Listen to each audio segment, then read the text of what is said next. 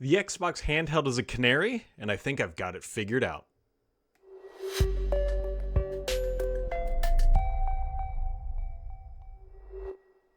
Happy March, friends! It is March. It is a Friday in March. There's a lot to talk about. Xbox has a ton of news on the agenda. Next week is GDC, so there's a lot of official news. There's a lot of leaks. And the handheld for Xbox, I think I've got their strategy maybe not fully figured out, and we should always wait for them to announce it. But there's a lot of details from previous interviews, and if you stitch them all together, it makes a lot of sense. So, as always, my friends, there will be timestamps down into the bottom if you want to skip to one specific section. But hopefully everybody had a wonderful week. Let's just dive into the tech news and get this ball rolling. So, one of the first things happening this week is that the FTC is going to continue to investigate Microsoft, specifically related to their cloud licensing practices, AI, and I'm sure a couple other things will probably get sprinkled in along the way.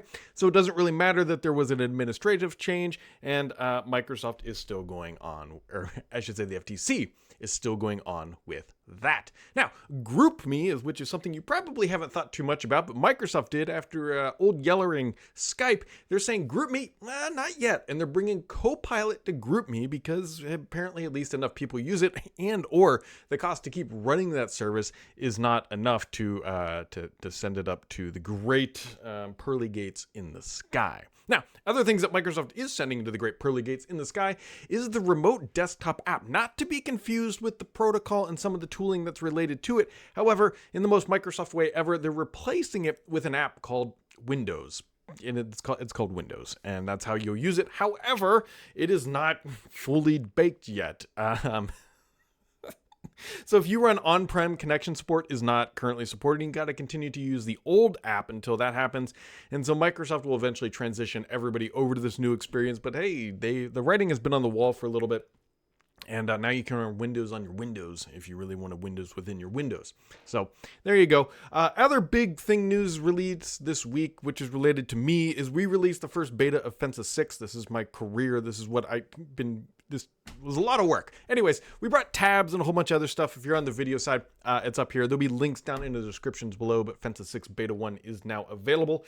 However, we want to get into the gaming news because GDC is happening next week. Now, there's not going to be a ton, at least I don't expect there to be a ton like an individual game title specific news. However, it's a lot of industry news related to technology and platforms and things coming online that are going to support the development of games. That's what's called the Game Developer Conference, and it's happening next week, so there's going to be a lot going on. So leading up to that, Microsoft is bringing the thing we've all been waiting to Xbox, which is Copilot for Xbox is coming.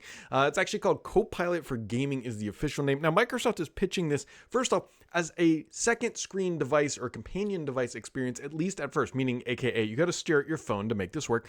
However, it's supposed to bring some cool functionality, and I'll hold my breath until we actually see it. But what it's supposed to allow you to do is you can ask your Copilot companion, like, hey, how do I beat this boss battle? How do I make a house or a crafting desk in Minecraft? How do I find that item? Where did I leave off? Or one of the more interesting scenarios is if you're playing Overwatch, it could look at the composite of your teammates and then suggest which character you should play for that particular round to give your best chances for a whole team experience. It's also supposed to learn from your previous activities of playing that specific game to know your style and everything else. It's coming, again, like I said, whether we want it or not. And so first on your phones through a second screen experience, and then it's supposed to be baked in at some point, but we don't know the exact details. There's going to be a lot of trialing and everything going on before it hits the mass market. I don't know if they're going to charge for this. I can't imagine anyone, at least yet, is going to be charging for it. But this is that agent-like experience that Microsoft loves just so very, very much. So anyways, be on the lookout for that. Now, the big news of the week that I really want to dive into because I was like, man, this all makes sense based on everything that Microsoft has been talking about. Now, this comes from Jez, and so I expect it to be accurate as of the time of reporting. So the device is named, I believe, Kenan. I'm not exactly sure. I should probably look that up. They like to name them after cities sometimes. So anyways, that's reportedly the handheld device code name. Now, This first device, which is said to be coming later this year, is going to be more of an OEM, or sometimes known as an ODM device, which is another company is manufacturing and doing all the hard work, and Microsoft's just slapping an Xbox logo on there, and more than likely, keyword here, some software experiences that we believe that are going to allow it to be the first Xbox handheld, if you will. To kind of, Phil Spencer's been talking about doing this for a long time, and so this is very obviously just leading up to that announcement and eventual release. Now, it's going to have an Xbox guide button, but the key here is that it's not going to play Xbox native games yet. And so we don't know if or when that's going to be happening. But hey, speaking of games on there, just this week they announced, look at this, 1,000 Xbox games are now available on Play Anywhere. Why would they need 1,000 games on Xbox Play Anywhere? It makes sense, right? They're leading up these like incremental hype moments up to the announcement of this device to try to make it make sense, because I think there's been a lot of gut reaction. And to be fair, we should all give Microsoft credit, or at least grace, until they announce the device so we know what it is, right? It's a lot of speculation, a lot of reading of the tea leaves. And so until we know exactly what it is, we can only kind of speculate a little bit. But again, don't make judgments until we actually know the device and, more importantly, its price point, right? Like if this thing comes out and it's $99, everyone's going to be like, oh, greatest thing ever. If it's $9,000, nobody's going to buy it. So just kind of keep all of that in mind as we talk through this whole shebang here. So we have 1,000 games, and it's not going to play native games. And I say yet because very clearly Microsoft knows that's going to be a sticking point for a lot of people. Those titles are pretty much locked to that plastic box that sits underneath your consoles, and they're finding creative ways of streaming to get them onto other devices. But we all know that at some point you realistically want to play this in the back of a car, back of a plane, back of a train, back of a whatever. And so I think it's foolish to say they aren't oblivious and aware of that. So just kind of keep that in mind. But my friend, wait, there's a lot more that leads up to this particular hardware announcement. If you remember, not long ago, I think it was late last year, Phil Spencer, in an interview with Polygon, he says Microsoft CEO Phil Spencer revealed his wish to bring down the closed ecosystem of consoles and introduce third-party storefronts such as Steam, Epic Game Store, and others to the Xbox platform. When asked if these stores could exist on Xbox consoles in the future, what did he say? He said yes. Now, if you think about everything we've just heard, hey, Microsoft is working on an Xbox handheld. It's going to be built by a third party. It's going to have Xbox experiences, but it's not going to have Xbox games. Phil Spencer, in a separate interview, says he wants to bring third-party stores to the Xbox ecosystem. Like, tell me that isn't all coming together very nicely to support the launch of this next piece of hardware that is said to be arriving in this fall. Microsoft loves the model of where someone else builds the hardware, they build the software, and everyone else gets to take on the risk while they get a lot of the reward. Microsoft is a software company after all, and I'm not saying they're getting out of hardware. I'm not saying that or insinuating that. Phil Spencer said they are building hardware. However, they can diversify their risk through other partners. They do this every day of the year, and you know that because the Windows PC you are likely watching this on is not a Surface device. That is built by somebody else. And so Microsoft has experience doing all this. And so, yeah, there's a lot to kind of piece together here, but I want to put up one more thing here. Oh yeah, this is an Xbox. Remember, Microsoft started with this marketing campaign. Phil Spencer says they want to bring other stores. They have 1,000 games streaming. And all of a sudden now they're building a third party's building a device, slapping an Xbox logo on it. It's an Xbox, right?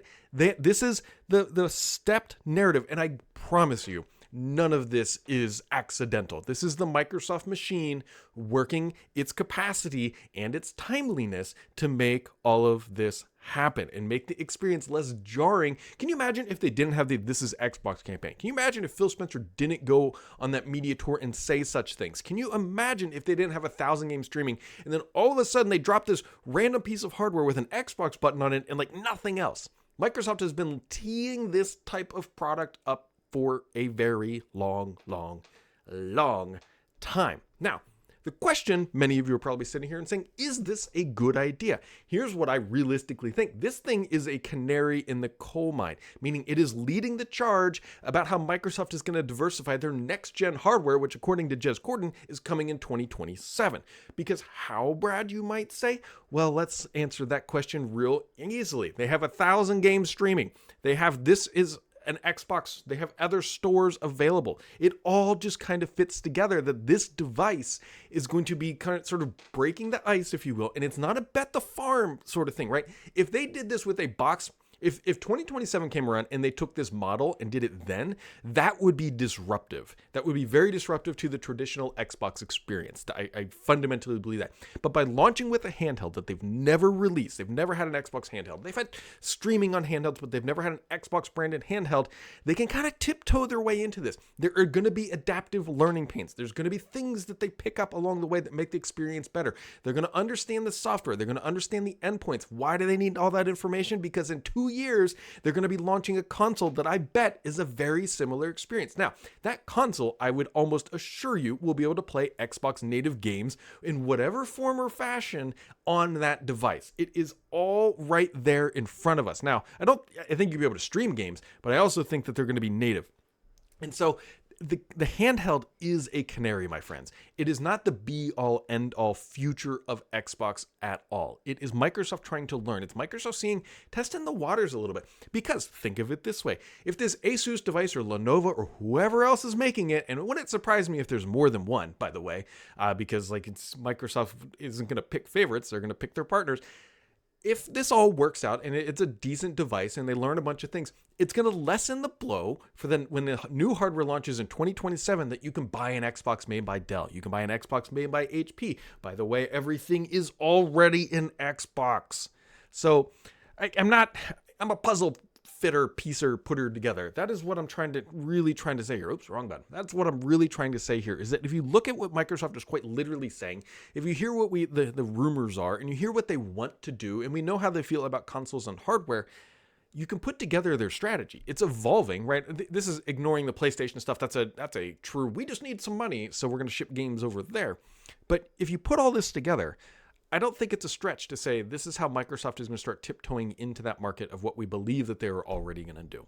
It's super fascinating. I find this stuff interesting. Now, is it a good idea? Is it a bad idea? We need to let Microsoft make their full pitch. We need to see the pricing. We need to see everything before you get too judgmental. We only know fragments and the puzzle pieces that I've been able to put together, but we don't know the whole story. Microsoft hasn't come out and said, this is the price, this is the product, this is how it works, and this is the target market, right? And so until we have all that information, it's too early to say anything.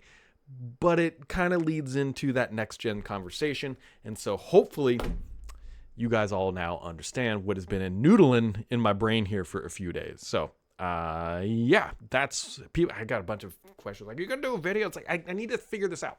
And so I think I did, at least from what we know so far. Anyways, if you're new to this or whatever, I do this every Friday. It's Microsoft tech news and consumer news, and then we do questions. And so that means it's my favorite time of the week, my friends. It is time for the questions. Hoity says, with the rumors of a third-party Xbox-branded PC handheld, do you think Windows 11 25H2, well, let's see, here you go, have an Xbox edition? I know you miss Tablet PC edition and Media Center edition. I genuinely do miss Media Center edition.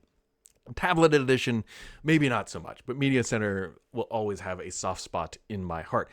And that's what I mean, the Xbox edition. We don't quite know how it will materialize. It could just be a simple launcher. It could be a full hypervisor to enable the Xbox experience. We don't know, but again, look at this device that's coming, and that might be that's going to be our first scenario, right? Because we assume that this is an assumption. We assume this device is going to be running Windows, and there's going to be some sort of Xbox thing running on it to allow it, right? It has a guide button.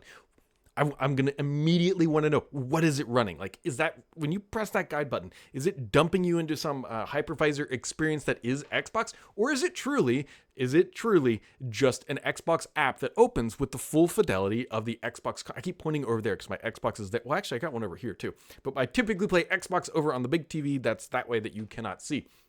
And so that to me is fascinating, because whatever is running on that box, and assuming, and this is again dangerous, that it allows you to do the thing where you can jump in and out of friends, accept invites, gamer score, and all that stuff, we'd have to assume that that's the framework for what they're launching on their next gen consoles. You have to. I will heavily lean into that. Yeah. Sean93 says, Brad, I need a new Xbox controller. Is it worth waiting for an Elite Series 3? And is an Elite Series 3 coming? I don't know. There was rumors that there was one coming. There's actually a Microsoft survey about Hall effect sticks on an Elite Series 3.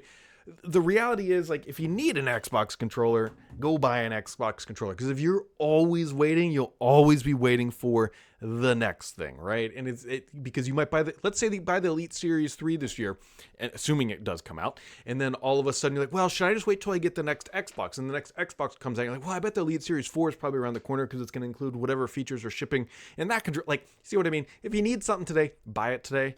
If not, I don't know if that deal's still going on. You can at least pick up a basic Xbox controller for about $39 dues, which is a pretty darn good deal if you ask me. Chris, the names crack me up. Chris 43. I'm just gonna go. We're gonna go with that. He says, Brad, you haven't talked about Indiana Jones in a while. Actually, I think Mr. PKI, if I remember correctly, asked about it last week. He says, have you? Okay, he's been listening for at least a while. I can assure you that. He says, have you finished walking on the treadmill and playing the game? So there was a lot of changes here. I actually have the Xbox hooked back up to it so I can stream from this setup right here and play Xbox here.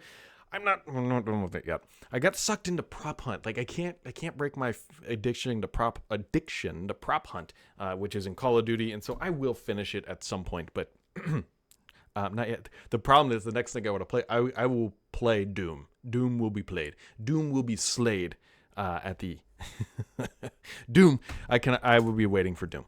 Mr. PKI dropping a question, actually a double dose as he likes to do. He says, now that Skype is dead, are any home users actually using Teams for home and personal use? I can tell you, I've heard from a number of people who are really concerned about losing the phone number. I don't actually have a great answer for that right now. I know you could try to port them over to Google Home, but I've heard that there's a lot of issues with Google Phone. Google Home. Google Home is the app.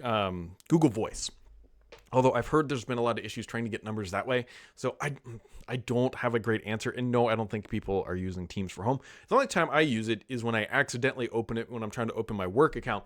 And then there's a chat in there that's open, but it says deleted because it was spam and Microsoft nuked it from the back end. So yeah.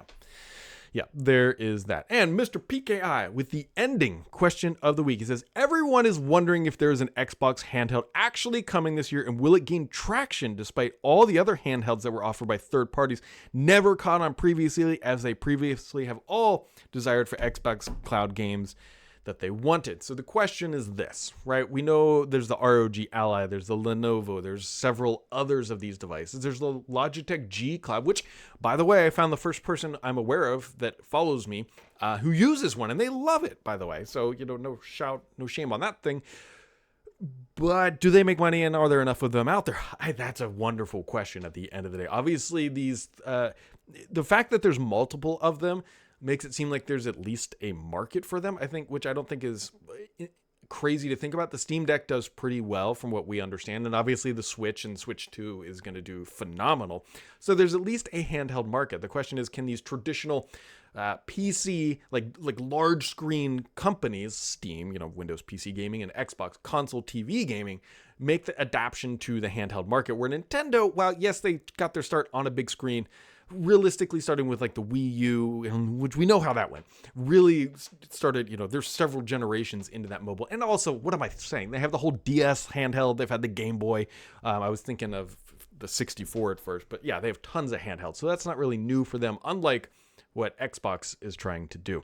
The question is this what people want? We need the whole experience first. We need to know what Microsoft's doing, what their offer is, how this is going to materialize, and what their true pitch is, and how deeply integrated is the Xbox experience. Because if it's Xbox Experience Lite, which is kind of what it sounds like, it may not be great. But if it's like full Xbox integration, then that to me is more tempting, because I really like the Xbox interface. I really like the functionality and the friend invite system and how that all works, and the matchmaking is very, very well done on the console. And that's what keeps me back on the console. It's just press button, play game, accept invite. Like there's no, I need to update my video drivers. I got to restart Windows. My speakers aren't working today. Oh, my monitor cable is the wrong. Like it's just simple. And my lizard brain needs things simple and very efficient. And so I think we just need some more information with PKI. So Whew, friends, I am tanked.